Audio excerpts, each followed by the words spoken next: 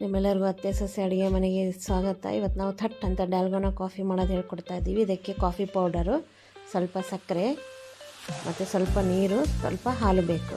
ಹಾಲು 1 ಗ್ಲಾಸ್ ಹಾಲು ಬೇಕು, ಸ್ವಲ್ಪ ನೀರು ಬೇಕು, ಆಮೇಲೆ ಒಂದು ಖಾಲಿ ಬಾಟಲ್, ಆಮೇಲೆ ಹಾಕೋಕ್ಕೊಂದು ಗ್ಲಾಸ್. ಈಗ ಒಂದು ಖಾಲಿ ಬಾಟಲ್ಗೆ ಕಾಫಿ ಪೌಡ್ರು ಮತ್ತು ಸಕ್ಕರೆನ ಹಾಕ್ಕೊಂಡು ಸ್ವಲ್ಪ ನೀರನ್ನ ಹಾಕ್ಕೊಂಡು ಇದನ್ನು 2 to 3 ಮಿನಿಟ್ಸು ಚೆನ್ನಾಗಿ ಶೇಕ್ ಮಾಡಬೇಕು. ಶೇಕ್ ಮಾಡಿದ್ಮೇಲೆ ಈ ರೀತಿ ಟೆಕ್ಸ್ಚರ್ ಬರುತ್ತೆ. ಇದನ್ನು ಒಂದು ಗ್ಲಾಸಿಗೆ ಹಾಕ್ಕೊಂಡು, ಸರ್ವಿಂಗ್ ಗ್ಲಾಸಿಗೆ ಹಾಕ್ಕೊಂಡು ಈಗ ಇದಕ್ಕೆ 1 ಗ್ಲಾಸ್ ಮಿಲ್ಕ್ನ ಹಾಕ್ಕೋಬೇಕು. ತುಂಬಾ ಟ್ರೆಂಡಿಂಗಲ್ಲಿದೆ ಇದು ಡಾಲ್ಗೋನಾ ಕಾಫಿ. ಇದನ್ನು ನನ್ನ ಮಗಳೇ ಮಾಡಿರೋದು. ತುಂಬಾ ಈಸಿಯಾಗಿ ಮಾಡ್ಬೋದು, ಸಖತ್ ಟೇಸ್ಟಿಯಾಗೂ ಇರುತ್ತೆ. ಎಲ್ಲರೂ ಒಂದ್ಸಲ ಟ್ರೈ ಮಾಡಿ ನೋಡಿ ಈ ಡಾಲ್ಗೋನಾ ಕಾಫಿನ. ವಿತೌಟ್ ಫೈರ್ ಇದನ್ನು ಮಾಡ್ಬೋದು, ಇದಕ್ಕೇನು ಫೈರ್ ಬೇಕಾಗೋದಿಲ್ಲ.